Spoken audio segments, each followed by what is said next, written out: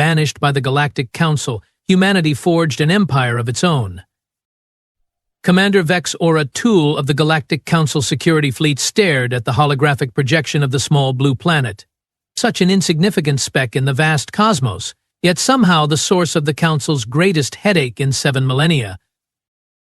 "You can't be serious," Vex Aura said, her 4 eyes blinking in rapid succession as she addressed High Counselor Zix Lor. "You want to banish an entire species?" Zix Lor's tentacles rippled with irritation. "Do I look like I'm making a joke, Commander? Have you read the reports?" "Of course I have read them," Vex Aura snapped. "The humans' file was thicker than most species' entire historical archives. But exile is unprecedented." "So are they," Zix Lor countered, tapping a tentacle on the display to bring up footage from the Proxima incident. "Look at this. They were supposed to be negotiating a peace treaty, but instead they reprogrammed the Drell Empire's security network and turned their battle drones into what humans call disco balls," Vex Aura finished, "while simultaneously hacking their financial system and donating their war chest to orphanages across 3 sectors. "Precisely," said Zix Lor. "And remember the Morax diplomatic summit?" Vex Aura suppressed a chuckle. "When Ambassador Dexon tried to intimidate them by shape-shifting into that dragon creature from their mythology. And the human delegates simply pulled out what they call a marshmallow and asked if anyone wanted to make s'mores. The Morax Confederation withdrew from the Council in humiliation." Vex Aura moved to the viewport of the massive Council station. Earth hung like a blue marble in the distance. "They are just unpredictable, but creative and adaptable."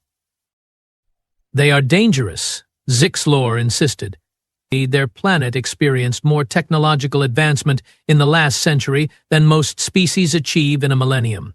Their media glorifies rebellion. Their most revered historical figures are troublemakers. Even their scientific progress stems from people who questioned established authority. So, what's the plan? Just wall off their entire solar system? The boundary barrier will contain them until they either destroy themselves or mature enough to rejoin galactic society," Zix Lor explained. "The vote is already done, Commander. 16,422 council members for, only 3 against." "Let me guess," Vex Aura said dryly. "The Terral voted against it?" "Of course. They find humans charming. The Terral would adopt a supernova if they could." Zix Lor waved a dismissive tentacle. "Your fleet will establish the boundary barrier at the edge of their solar system tomorrow. The humans will be informed that they have been quarantined for their own safety." "They won't believe that." "It doesn't matter what they believe. The barrier will hold." Vex Aura wasn't so sure, but she knew better than to argue further. "Yes, High Counselor." As Zix Lor floated away, Vex Aura turned to her second-in-command, Lieutenant Krex, a tall, spindly being with metallic skin that reflected the starlight in iridescent patterns. "Krex, we need to prepare the fleet. And someone needs to deliver the message to the humans." Krex's faceplates shifted into what passed for a grimace among his kind. "Delivering bad news to humans? I'd rather swim in the acid lakes of Vorsoon." "Scared, Lieutenant?" Vex Aura teased. "Terrified," Krex admitted without shame. "You have seen what they did to the Plurixian Armada, right? The Plurixians threatened to bombard their planet unless they surrendered. The humans responded by hacking their communications and broadcasting something called 'Never Gonna Give You Up' on every frequency for 3 days straight. Half the Plurixian command staff resigned." Vex Aura laughed despite herself. "Fine. I will deliver the message personally. Assemble the fleet and begin barrier preparations." 12 hours later, Vex Aura stood before the United Earth Council in New Geneva. The human representatives stared at her with expressions ranging from shock to outrage too. Was that amusement? From the American representative? "Let me get this straight," said Representative Amara Okafor of the African Union, leaning forward. Your Galactic Council is putting us in timeout? The entire human race? The official term is protective isolation, Vexora replied diplomatically. Call it whatever fancy name you want, sweetie, drawled Representative Jackson Blackwell of the North American Coalition. It's still a cosmic restraining order. The barrier will remain in place until humanity demonstrates sufficient maturity, Vexora continued, trying to maintain her composure. Maturity?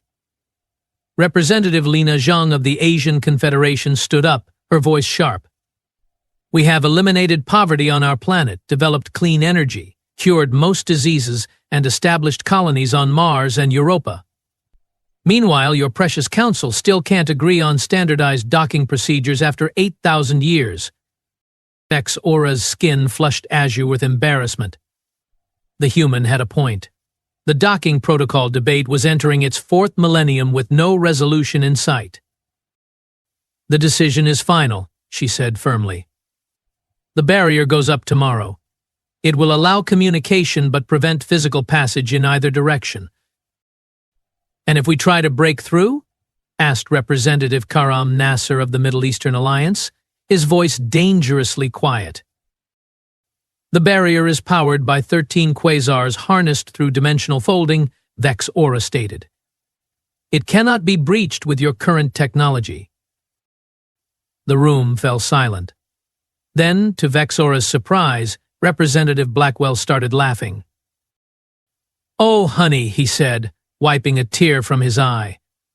You really shouldn't have told us that. Excuse me? Nothing says figure out how to break this to a human like it cannot be breached, explained Representative Okafor with a wry smile. You have just issued a challenge to an entire planet of people who crossed oceans because someone said it couldn't be done. Vexora felt a chill run down her spine. The Council's decision stands. You have 24 hours to recall any off-world citizens to your solar system. As she turned to leave, Representative Zhang called after her, Commander. When you see us again, and you will remember this moment. Back on her flagship, Vexora found Lieutenant Krex waiting anxiously. How did they take it? He asked. Exactly as expected, she replied. They are angry, defiant, and she hesitated. And what, Commander? And I think we might have made a terrible mistake. Krex's metallic brow ridges rose. You think 16,000 council members are wrong? I think, Vexora said carefully, that we just told the most stubborn species in the galaxy that there's something they can't do. But the barrier will buy us time, nothing more, Vexora interrupted. Mark my words, Krex. This isn't the end of humanity in galactic affairs. It's just the beginning of a new chapter. As the massive fleet moved into position around Earth's solar system, Vexora gazed one last time at the small blue planet. Such an insignificant speck, yet somehow she couldn't shake the feeling that the Council had just awakened a sleeping giant. And she wasn't entirely sure whose side she was on. 50 years passed since the barrier went up. 50 years of silence from the quarantined solar system. 50 years during which the Galactic Council congratulated itself on its wise decision and promptly forgot about the troublesome humans. Pelvac, chief monitor of the Sol Containment Zone, had the most boring job in the galaxy. Every day for 20 years he'd sat in the same chair, in the same monitoring station, staring at the same readings from the boundary barrier. Nothing ever changed. Another thrilling day in paradise, he muttered to his assistant, Traz Ka, a young brill with vibrant purple fur, who was still enthusiastic about her first deep space assignment. I have been reviewing the energy signatures from the human system, Traz Ka said, her 6 limbs moving rapidly across different control panels. There's something odd about them. There's always something odd about them, Pelvac replied, not bothering to look up from his game of Zort, a puzzle that had kept him occupied for the last 5 years. Humans are odd. That's why they are in there and we are out here. No, I mean really odd, Traz Ka insisted. The barrier is registering unusual fluctuations at regular intervals. Almost like. Like what? Pelvac finally glanced up. Like they are testing it. Pelvac snorted. They have been testing it for 50 years. The barrier holds. End of story. At that moment, an alert chimed. Then another, and another, until the quiet monitoring station was filled with the cacophony of 1,000 warning signals. What in the 7 moons of Calthor? Pelvac leapt to his feet, knocking over his precious Zort game. The main screen showed a catastrophic failure spreading across the boundary barrier, section by section like dominoes falling. That's impossible, Pelvac shouted. The barrier is powered by 13 quasars through dimensional folding. Yes, Traz-Ka finished for him, her fingers flying across the controls. And somehow they have created a resonance cascade that's collapsing the entire system. We need to alert the Council. We need reinforcements. We need. He never finished the sentence. The entire monitoring station shuddered as something massive dropped out of what the humans called hyperspace directly in front of them. It was a ship. At least Pelvac thought it was a ship. It didn't look like any vessel he'd ever seen. It was sleek, almost predatory in design, with strange glowing lines pulsing along its hull. And it was enormous, dwarfing their monitoring station like a Vorlax whale next to a minnow. By the eternal stars, whispered Traz-Ka. What is that? The answer came moments later when their communications system activated on its own. A holographic figure appeared in the center of their command deck, a human female with dark skin and silver hair, wearing what appeared to be a uniform of some kind. Greetings from the United Earth Alliance, she said with a smile that didn't quite reach her eyes. I am Admiral Imani Okoro of the UEA Pathfinder. It appears your barrier had a slight malfunction. Hope we didn't startle you. Pelvac could only gape in shock. Traz-Ka recovered more quickly. How did you breach the barrier? She asked. Oh, that old thing? Admiral Okoro waved dismissively. We could have broken through decades ago, but we decided to use the time to innovate instead. Thanks for the uninterrupted research and development period. Very productive. Pelvac found his voice at last. This is an outrage. The Council will. The Council will what? Interrupted the Admiral, her smile vanishing. Put us in timeout again? We are not here to start a war, Monitor Pelvac. We are here to rejoin Galactic society. On our terms. That's not how it works, Pelvac sputtered. It is now, replied Admiral Okoro. While you have been containing us, we have been busy. We have colonized our entire system. We have developed technologies your council hasn't even imagined. And we have made friends. Friends? Traz-Ka echoed. What friends could you possibly have made from inside the barrier? The Admiral's smile returned. You didn't really think a barrier that allows communication would keep us isolated, did you? The Terrell have been quite chatty. So have the Krith, the Mondoshoans, and about 30 other species who felt the Council's decision was short-sighted. Pelvac collapsed back into his chair. Treason, he muttered. All of them. Traitors. Or visionaries, suggested Admiral Okoro.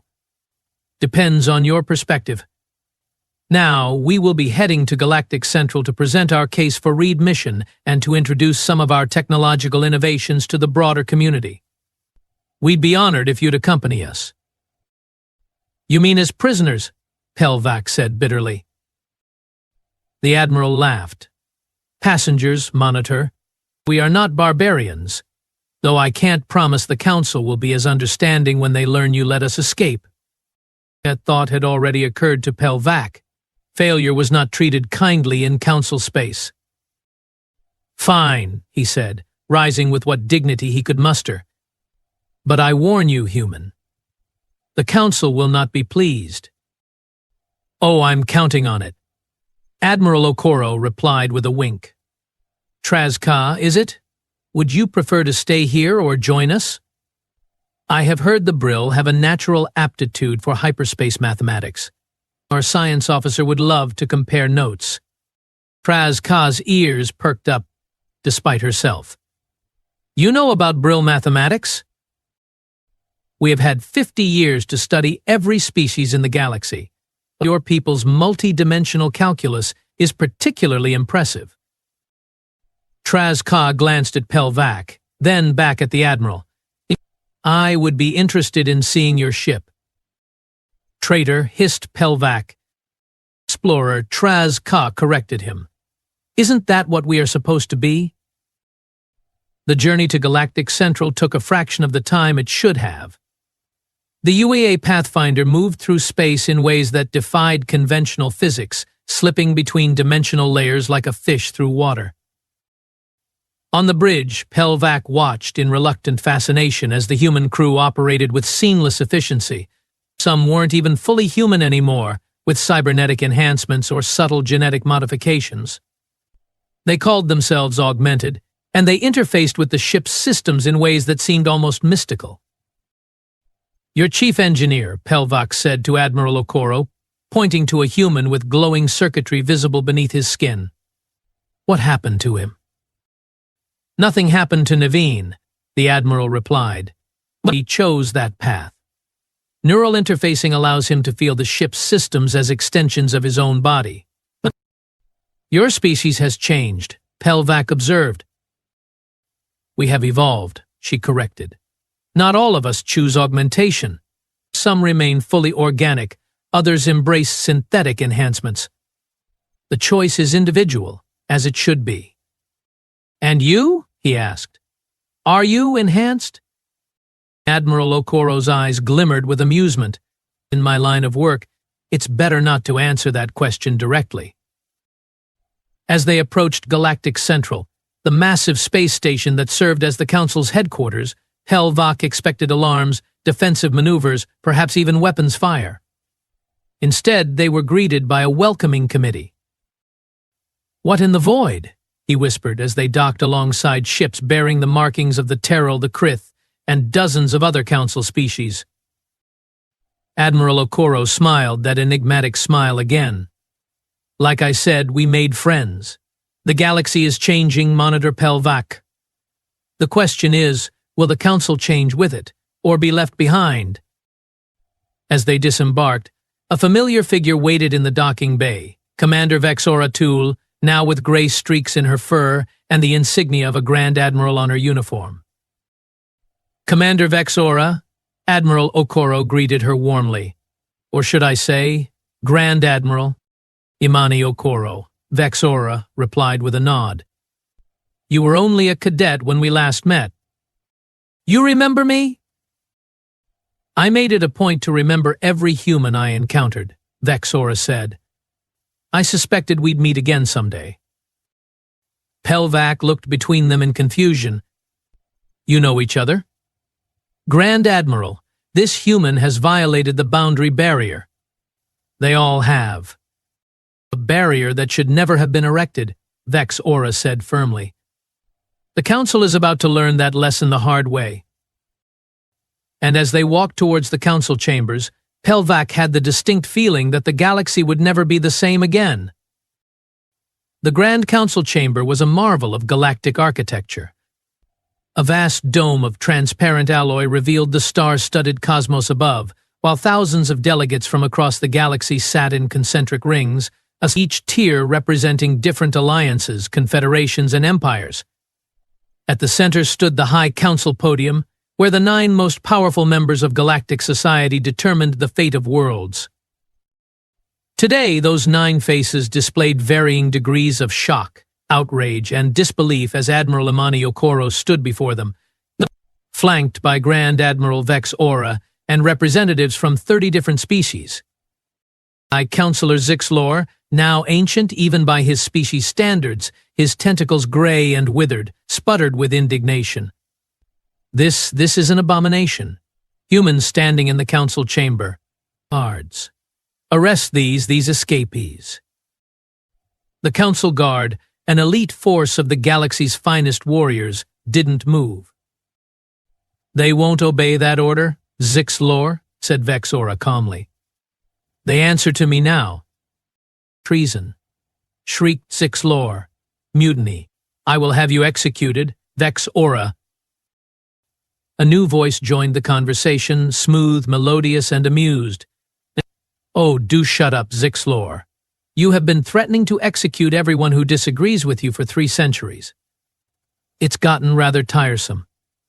All eyes turned to Councillor DRX of the Terrell, a tall, elegant being with feathers that shimmered with iridescent colors. Unlike the other councillors, DRX seemed completely at ease with the human presence. "You," Zixlor pointed an accusing tentacle. "You have been conspiring with them all along." "Conspiring implies secrecy," DRX replied with a casual wave of a feathered hand. "I have been quite open about my communication with Earth, as have the Krith, the Mondo Shawans, and many others. We simply chose not to announce it to those who wouldn't approve." DRX's eyes gleamed mischievously. "Which was mainly you, Zixlor." Admiral Okoro stepped forward. "Esteemed councillors, I come before you not as an escapee or a rebel, but as an ambassador. The United Earth Alliance wishes to rejoin galactic society, to share our advancements, and to forge new partnerships across the stars." "Advancements?" scoffed Councillor Grax of the Buvoid hierarchy, his bulbous eyes narrowing. "What advancements could you possibly have made in isolation?" A subtle smile played across Admiral Okoro's lips. "Perhaps a demonstration is in order." She nodded to a human officer standing nearby, a woman with intricate circuitry embedded in her temples, Commander Sasha Nazari, the Pathfinder's science officer. Nazari tapped a sequence into her wrist device. Instantly, the center of the council floor transformed as a holographic projection appeared, but unlike any hologram the council had seen before. It was solid, tangible, with depth and substance that defied conventional physics. "Hard light technology," explained Nazari. "A perfect marriage of energy and matter. We have used it to build colonies in the harshest environments of our system, create medical devices that can repair damaged tissue at the cellular level, and develop construction techniques that can raise cities in days rather than years." Murmurs of astonishment rippled through the chamber. "That's just the beginning," continued Admiral Okoro. "We have mastered quantum entanglement communication, allowing instantaneous transmissions across any distance. We have developed bioneural interfaces that allow direct mind-to-machine connection. And we have created a new form of faster-than-light travel that doesn't rely on traditional hyperspace corridors." "Impossible," declared Councillor Vrex of the Pluton Confederacy. "No species could advance so rapidly without outside assistance." "No species that plays by your rules," corrected Okoro. "You gave us the greatest gift possible when you isolated us councillors. You freed us from your bureaucracy, your ancient restrictions, your fear of change. We had no choice but to innovate or perish." Zixlor's tentacles writhed with fury. "You expect us to believe that you developed all this technology on your own? In mere decades?" "Necessity is the mother of invention," quoted Okoro, an old human saying. "When you cut us off from galactic trade and resources, we had to become self-sufficient. When you denied us access to established hyperspace routes, we had to find our own paths between the stars." "And that's not all they did," added Grand Admiral Vexora, stepping forward. "While the Council was busy maintaining the status quo, humans were forming alliances. Quiet trade agreements with the Terrell, cultural exchanges with the Krith, scientific collaborations with the Brill." "The Brill?" Zixlor turned to the Brill representative, who shuffled nervously under his gaze. "You betrayed the Council?" The Brill delegate, an elder named Zor Vak, straightened his posture. "We chose progress over stagnation, Councillor. The humans offered us new perspectives on multidimensional mathematics that revolutionized our understanding of spatial geometry. What would you have us do?" reject knowledge because of your fear. Before Zixlor could respond, the chamber doors burst open. A squad of security officers rushed in, led by a flustered Drell commander. High counselors. The Drell shouted. We have a situation. Human ships are appearing throughout council space. Hundreds of them, materializing without warning. A wave of panic swept through the chamber. Delegates rose from their seats, voices raised in alarm. Admiral Okoro remained perfectly calm. There's no need for concern. Those ships are part of our diplomatic corps. They are establishing embassies at key locations throughout the galaxy. We believe in making a good first impression. This is an invasion, Zixlor declared. If we wanted to invade, Okoro replied coolly, we wouldn't have announced ourselves. We certainly wouldn't be standing here asking for peaceful reintegration. She speaks the truth, confirmed Vex Aura. I have seen their capabilities firsthand. If humanity wanted war, this chamber would already be under their control. A heavy silence fell over the council. For the first time in millennia, the highest authority in the galaxy found itself at a crossroads, facing a power they could neither control nor fully comprehend. It was Councillor DRX who broke the silence. I move that we recognize the United Earth Alliance as a sovereign entity with all the rights and privileges of full council membership. Seconded, said the Krith councillor immediately. You can't be serious, Zixlor protested. They violated the boundary barrier. They infiltrated council space. They did exactly what any of us would have done in their position, interrupted a new voice. All eyes turned to Councillor Tral of the Mezari, one of the oldest and most respected species in the galaxy. The ancient being's crystalline form glimmered in the starlight as they rose from their seat. For too long. Councillor Tral continued, their voice resonating like wind through caves. This council has governed through fear and control rather than wisdom and cooperation. We isolated humanity not because they were dangerous, but because they were different. Because they challenged our comfortable assumptions about how the galaxy should work. I, for one, am tired of fearing change. Zixlor's tentacles drooped in disbelief. You too, Tral. After all our millennia of partnership. It is precisely because of our long friendship that I speak now, Tral replied gently. The galaxy is evolving, Zixlor. If the Council does not evolve with it, we will become irrelevant. The humans have not come to conquer us, but to join us, to help us grow beyond what we have been. And if we refuse? Zixlor demanded. If we reject their so-called peaceful overtures?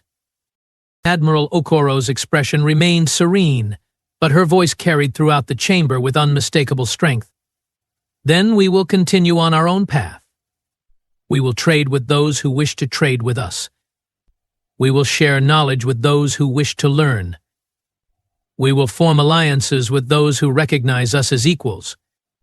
The only difference will be that you will have chosen to exclude yourselves from the future. We are building. Around the chamber, delegates were nodding, murmuring in agreement. The tide was turning, and everyone could feel it.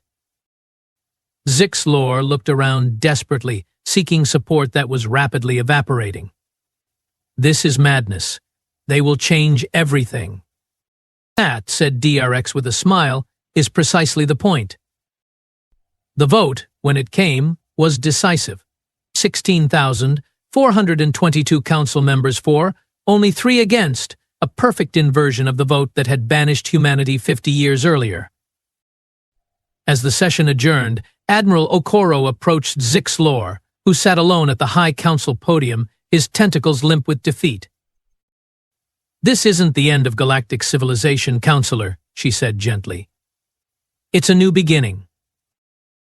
Zixlor looked up at her with ancient, tired eyes. You don't understand. We built these structures, these rules, to prevent chaos, to maintain order.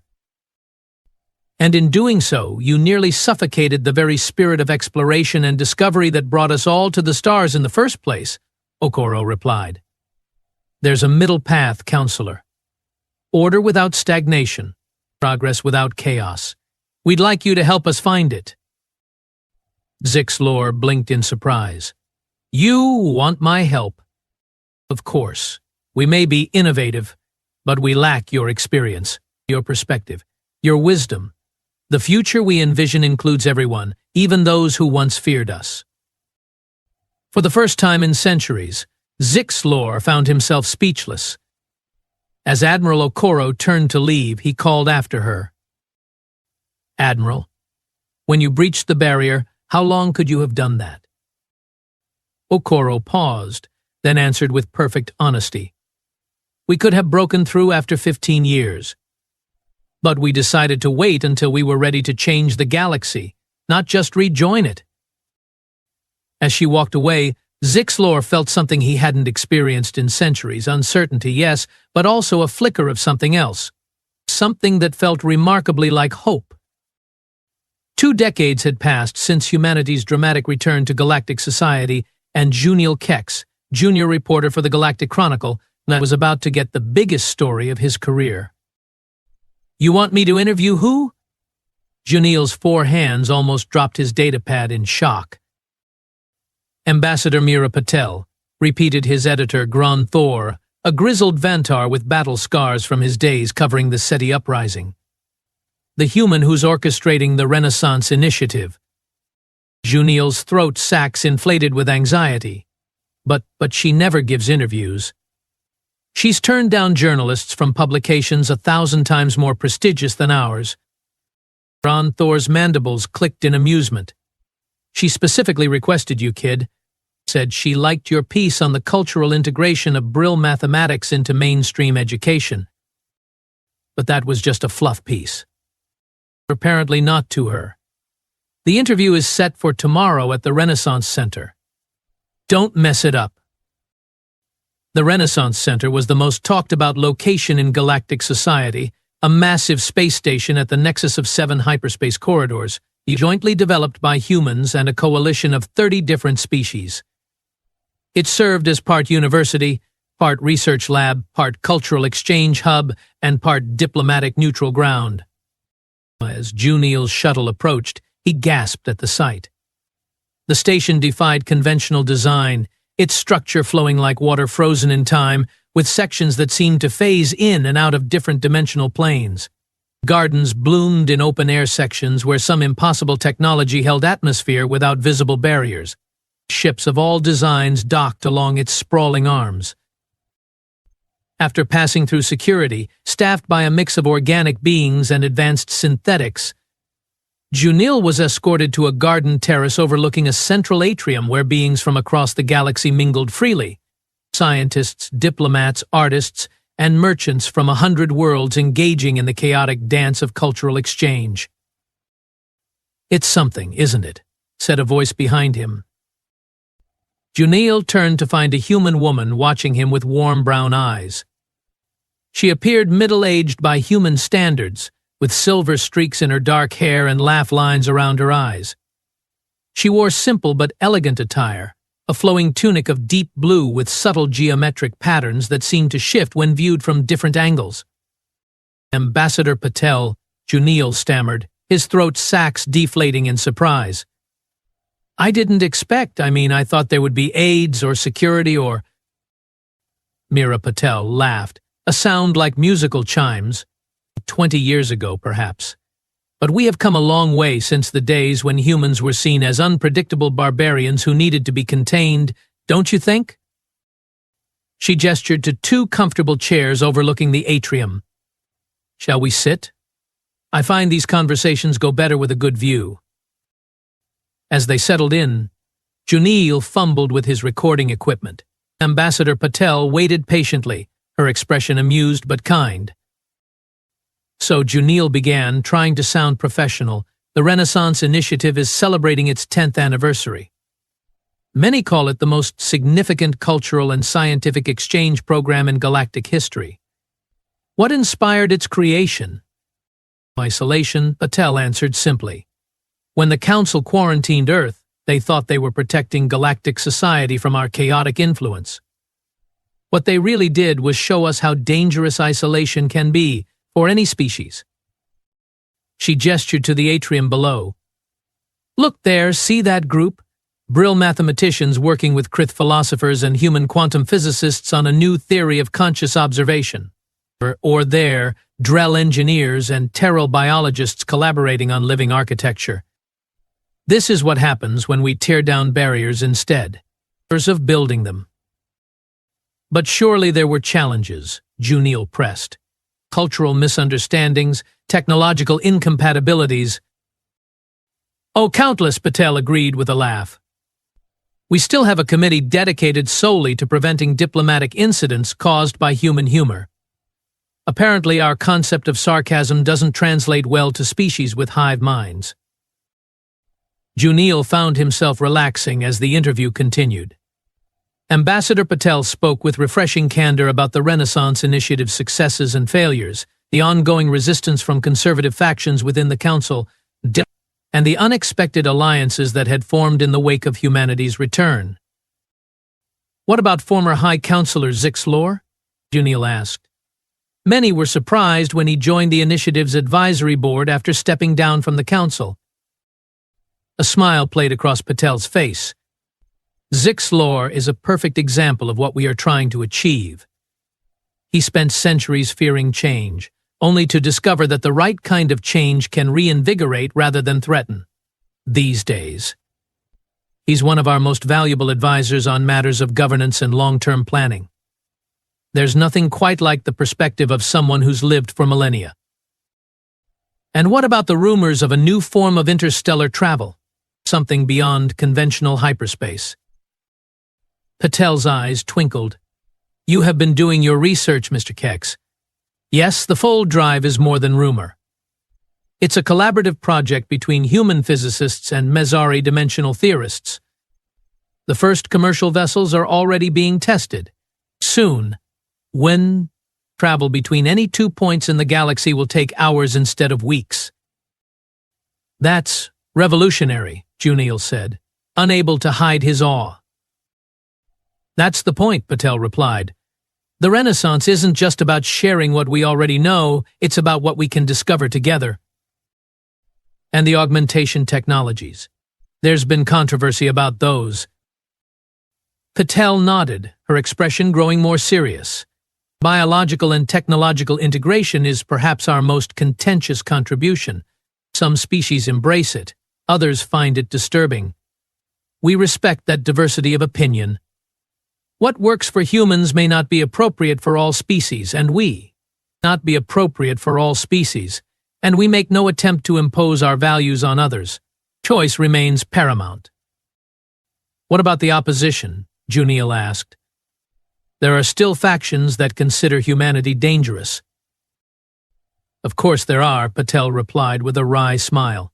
Change is frightening, especially to those who have held power for millennia. The Protectorate Alliance still lobbies for restrictions on human expansion. The Vorlon hierarchy refuses all human technology on their worlds. But every year, their numbers dwindle as the benefits of cooperation become impossible to ignore. A gentle chime sounded, and Patel glanced at her wrist device. Ah, it seems our time is running short. I have a meeting with the Drell ambassador in 20 minutes. Just one more question, if I may, Junil said hurriedly. What's next for humanity? For the Renaissance? Ambassador Patel's gaze turned toward the massive viewport beyond the atrium, where the galaxy stretched out in all its splendor. We've spent the last 20 years rebuilding trust, sharing knowledge, and creating a foundation for cooperation. The next phase is more ambitious. We're calling it the Transcendence Project. Transcendence? Junil's recording device trembled in his hand. What does that mean? It means looking beyond our current limitations, beyond the physical and technological constraints that bind us to this galaxy. Her eyes sparkled with excitement. We've detected signals, Mr. Kex. Patterns in the cosmic background radiation that suggest intelligence beyond our galaxy. The Transcendence Project aims to establish first contact. Junil nearly dropped his device. You're looking for life in other galaxies? But the distances are vast beyond conventional travel, Patel finished for him. But perhaps not beyond unconventional means. The joint human-Mezari dimensional research has yielded fascinating possibilities, theoretical frameworks for communication across intergalactic space. She leaned forward, her voice lowering conspiratorially. Between you and me, we already have preliminary findings. Mathematical sequences embedded in the radiation that cannot be natural. The Transcendence Project will announce them publicly next month, along with our plan to respond. These changes everything, Junil whispered. Again, Patel said with a laugh. That seems to be humanity's particular talent. She stood and extended her hand in the human gesture of farewell. Change isn't something to be feared, Mr. Kex. It's something to be embraced. That's the lesson we learned during our exile. That's the gift we hope to share with the galaxy. As Junil made his way back to his shuttle, his mind reeled with the implications of what he'd learned. His article would make headlines across the galaxy. The Galactic Chronicle would become a household name overnight. In the shuttle's viewport, the Renaissance Center gleamed like a jewel against the backdrop of stars. It's a symbol of what could be achieved when fear gave way to curiosity, when isolation surrendered to connection. Junil thought about the journey that had brought humanity from quarantined outcasts to galactic pioneers in just 70 years. He thought about the irony of a punishment that had become the catalyst for the greatest period of advancement the galaxy had ever known. And as his shuttle entered hyperspace, he began to compose in his mind the opening lines of his article. 70 years ago, the Galactic Council made what might have been the greatest mistake in its long history. They told humanity there was something they couldn't do. They built a wall around a species that had spent its entire existence climbing over, tunneling under, or simply demolishing every barrier placed in their path. They created the perfect conditions for innovation, rebelliousness, and determination to flourish. And now the entire galaxy reaps the rewards of their magnificent error. In the observation lounge of the Renaissance Center, Ambassador Mira Patel stood with Admiral Imani Okoro, now in her 90s but still sharp as a blade, watching Junil's shuttle depart. You told him about Transcendence, Okoro observed. The Council will be furious. They wanted to keep it classified until the official announcement. The Council needs to learn that information wants to be free, Patel replied with a mischievous smile. Besides, young Junil deserved a proper scoop. Always the rebel, Okoro said fondly. Some things never change.